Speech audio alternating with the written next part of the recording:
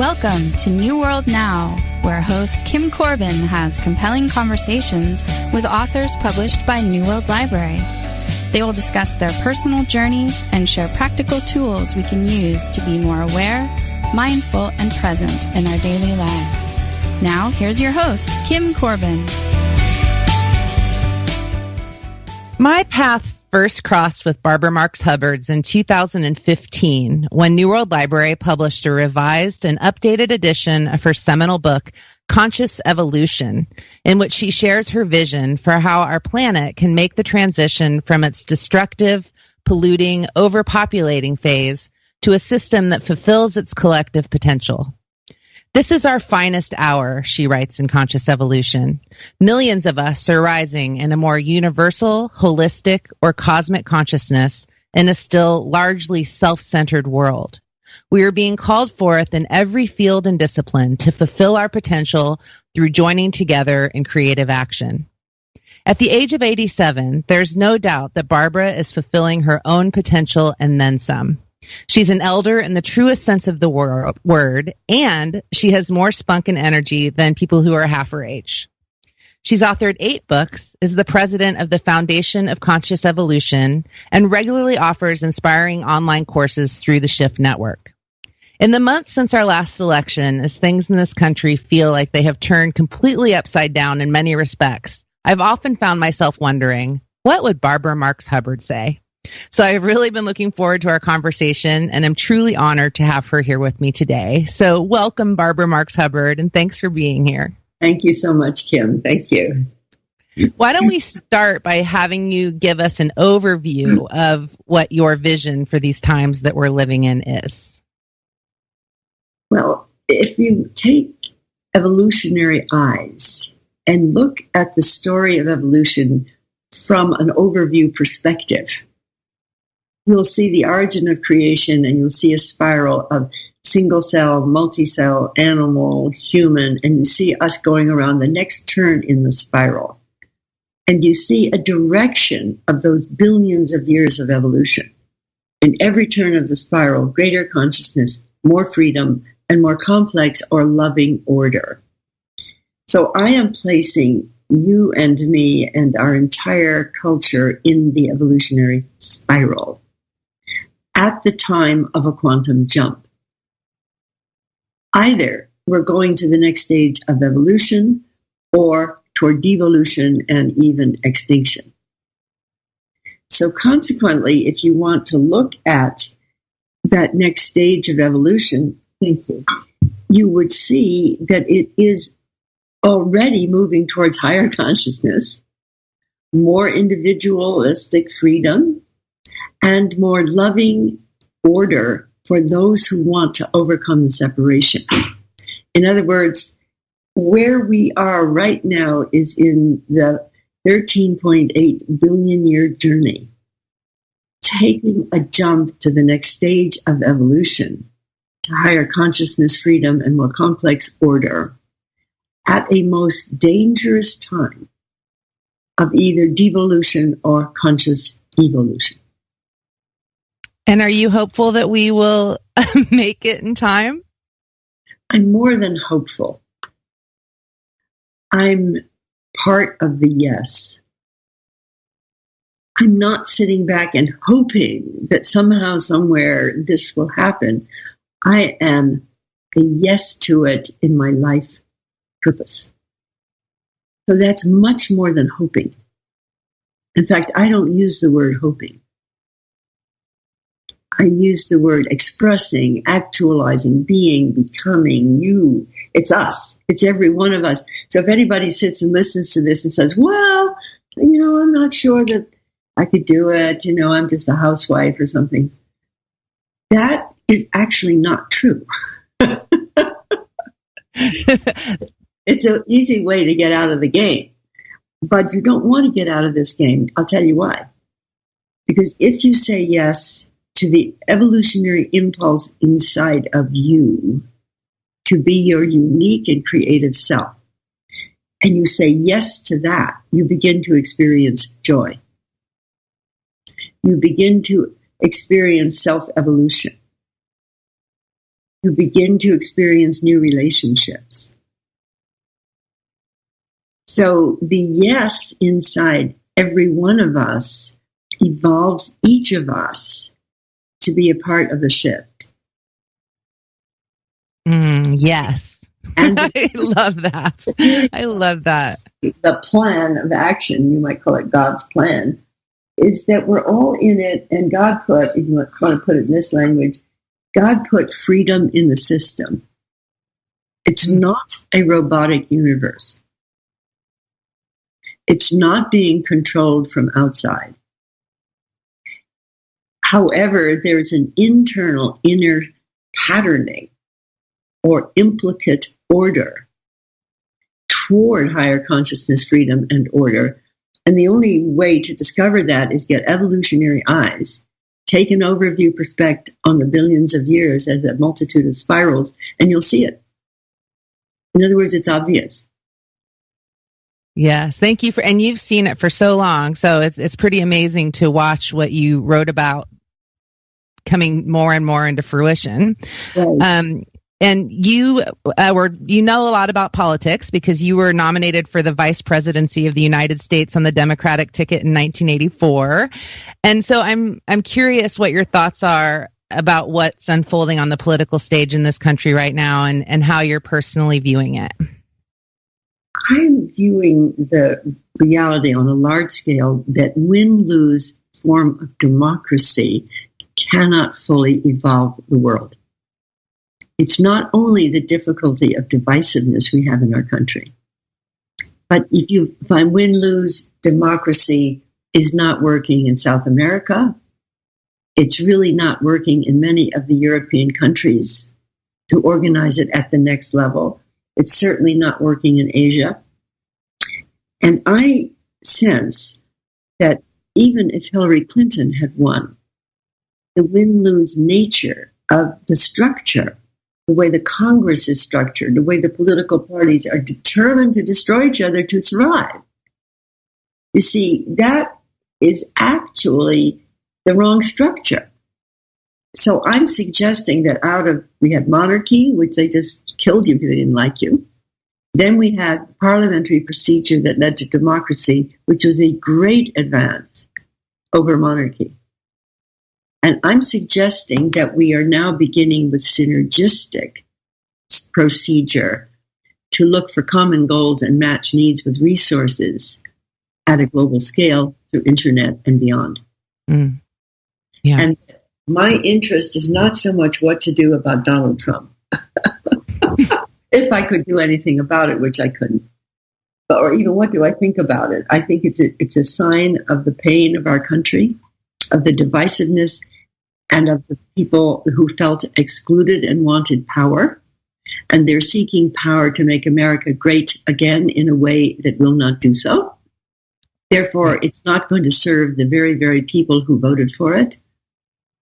Because I don't believe that is actually going to include people in an ongoing, growing nation or world. Right. In Conscious Evolution, you say that problems are evolutionary drivers. Is that part of what's going on here? Definitely. It looks like we have enough of them. It's always true. People don't just change. Most people don't change because they think it's a good idea. They change because there is a driver toward that change. They're being made uncomfortable somewhere. Like in my case, I was uncomfortable with depression after 5 children. And I didn't know what was wrong with me. But I decided to try to find out underneath the depression, what was it? And I found there was more to be expressed. I was depressed even though I loved my children and my family and my husband, because it wasn't touching my vocation. Mm. It's an interesting thing. If you don't get at your deeper life purpose, you're not going to be happy. If you are fortunate enough to discover that impulse inside you, uniquely you, to create and express and be who you are, and you say yes to it, you begin to move into the compass of joy. It's not that you're always joyful, but you get to be infused with creative energy. That's what's happened to me. Mm. I mean, because I said yes. And what I said yes to when I wrote Conscious Evolution has grown in importance because the trauma of devolution or evolution is more obvious. Therefore, it's more obvious that we need to connect that which is creative to survive. It's not just a nice thing to do. Right. Yeah. And that was when I was watching the election unfold and everything, that was what I kept coming back to was, if it's maybe this is what it takes for people to realize and for that to be activated, that spark to come to life, for them to say yes to their thing, that it needs to be uncomfortable for that to happen. That's right. And it is uncomfortable. And also, here's a really big thing that this is my current excitement, is that there are millions of us who I would think of as emerging new humans. We're innately empathetic. We don't have to be told, don't kill. We don't want war. We are yet loving of our environment. We wish to nurture environment, yearning for the development of a more healthy environment. We tend to be creative and innovative, not so much in the form of doctor, lawyer, and Indian chief of the old system, but trying to evolve health, evolve governance, evolve everything. So I have declared all on my own that there's a new species of humanity emerging everywhere among us. And I'm calling this new species Homo universalis. Homo universalis is made up of our evolving spirituality, of our evolving vocational and social initiatives and innovations in every field, and made up of high-tech genius.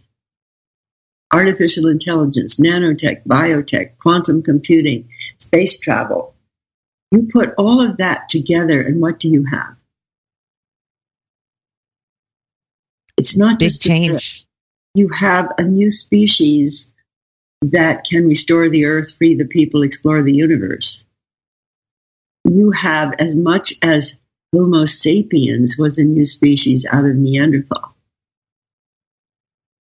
And nature does not care about preserving species. Nature cares about evolving purpose. Mm. So there's no more Homo erectus. There's no more Homo Neanderthal. There may eventually be no more Homo sapiens. Because we're basically the self-conscious species.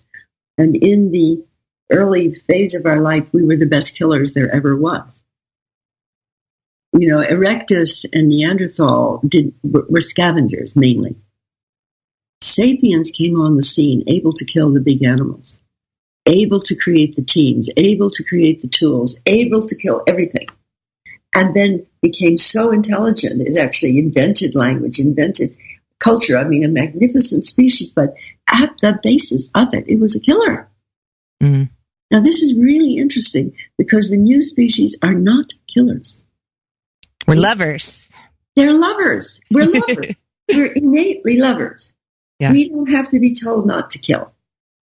And Teilhard de Chardin called this type Homo progressivus, the type that is attracted to the future as an organism progressing toward the unknown.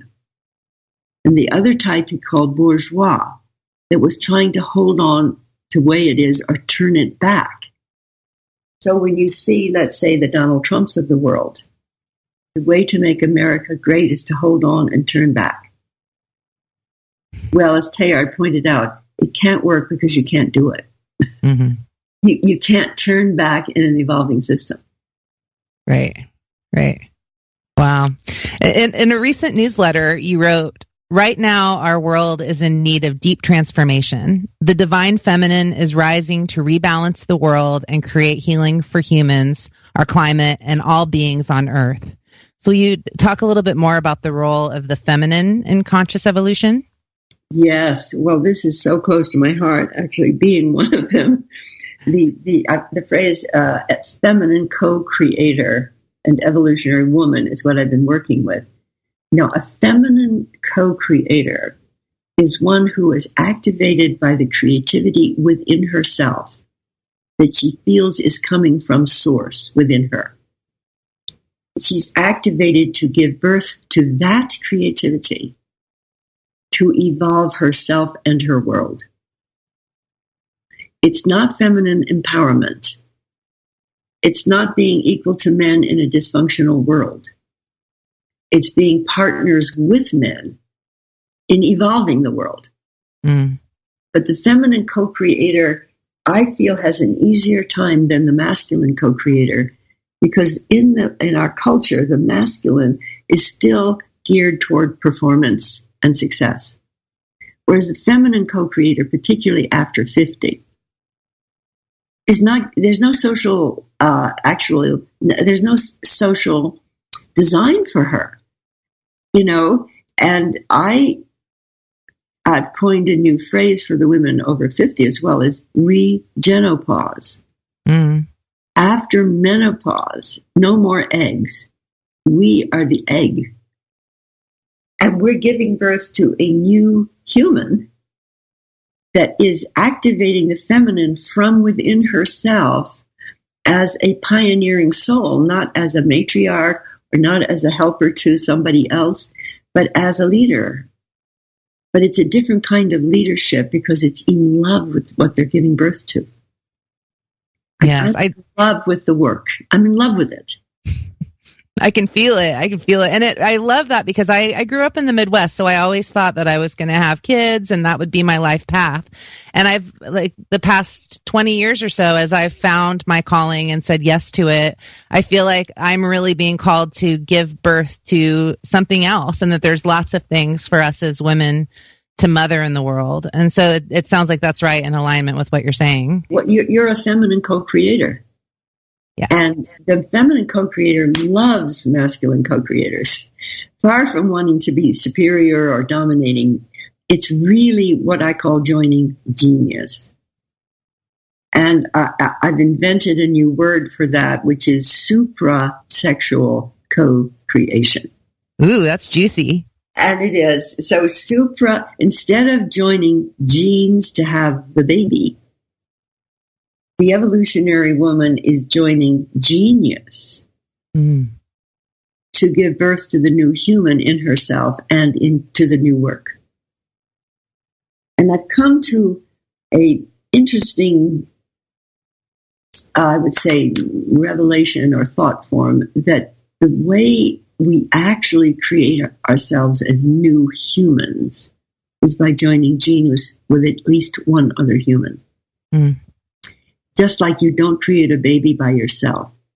Maybe it's true you don't create a fully evolved human without joining genius.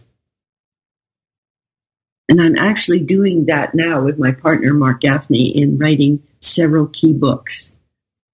The evolutionary spirituality, the new human, the evolution of love. Books that the reason we're doing it is he has a similar mimetic code internally. Mm. And in suprasexual co-creation, the man, woman, or could be two women and two men, because it could be same sex just as well, are coded internally with, I'm thinking of that meme, the set of ideas, as a vibrational field within us that I think of in my illustration as the core of the evolutionary spiral in you, vibrating with a frequency uniquely yours. Now, if you meet somebody whose frequency at that inner level vibrates with your frequency, you're going to experience vocational arousal.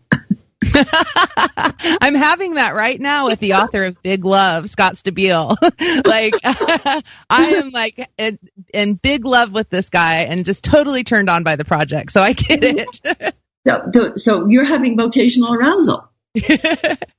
How does it feel? Oh, it feels great. It's like it makes life exciting every day.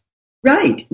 So for vocational arousal through suprasexual creation, joining genius, nature is inventing the next step after sexuality.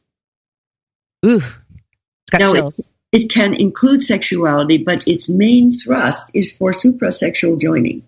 Right. And when you say yes to shared purpose, then what happens is the impulse of evolution itself is within you together. It's like joining genius is joining God force within two people. And when two or more are gathered, it's amplified. Particularly not only gathered in my name, as Jesus said, but gathered in the name of the Christ energy in themselves to create. Jesus said, you will do the works that I do, and greater works will you do in the fullness of time. That happens through joining genius. And that is actually a great transition to the next thing I wanted to ask you about, because I was attending a women's circle recently, and the theme was about Mary Magdalene and the spirituality of Mary Magdalene. And the woman who was leading the circle shared that she had been at one of your workshops. I was like, oh, that Barbara Marx Hubbard. And that you had them read and act out the Gospels, which you had rewritten from a feminine perspective. And she was cast as Mary. And it completely changed her life. And so she's now teaching Mary Magdalene workshops. And so I'm curious. I want to hear more about that. You rewrote the Gospels from the feminine perspective. Well, what I did was one day I was in Santa Barbara and I was walking by a monastery with a big, big cross. And there was a hang glider jumping down across that, just across the cross. And I got the word metamorphosis.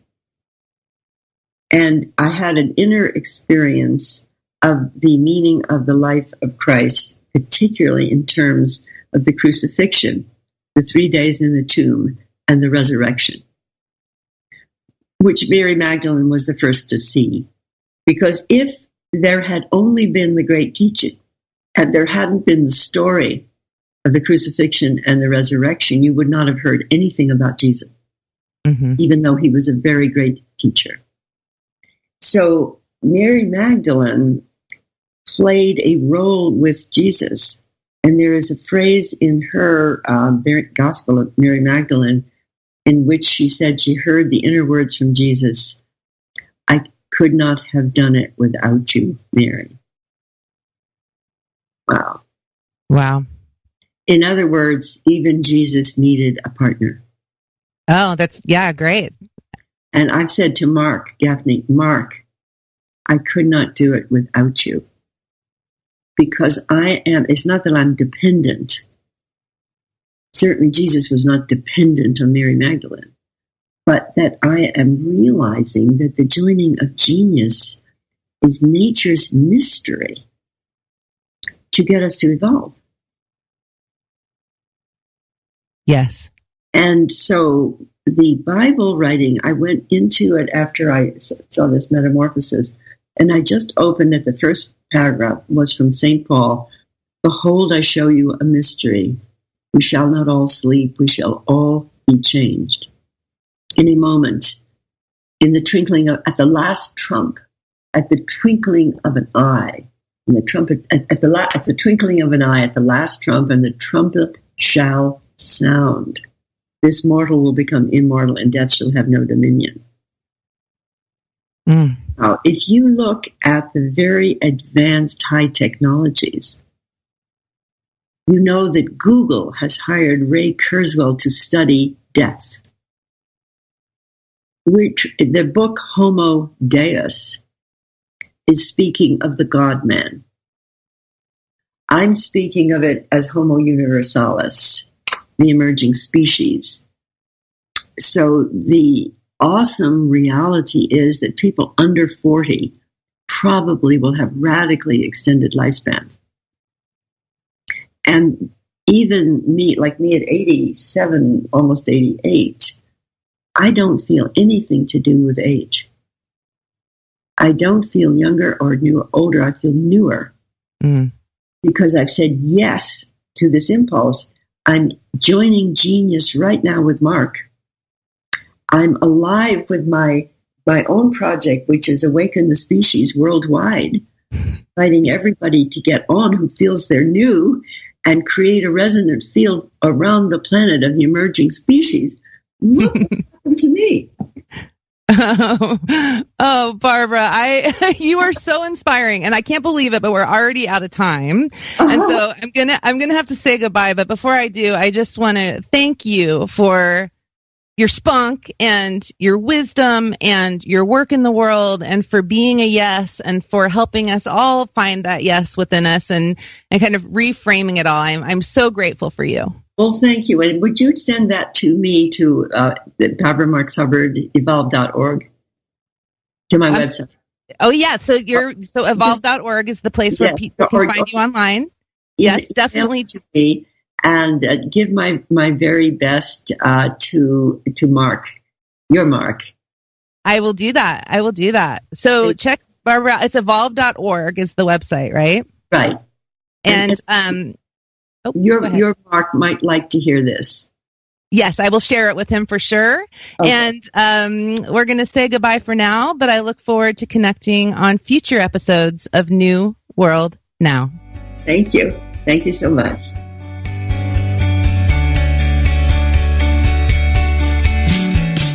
Thank you for listening to New World Now with Kim Corbin from New World Library. New World Library publishes books and audios that inspire and challenge us to improve the quality of our lives and our world. For more information about their books and authors, you can visit them online at newworldlibrary.com.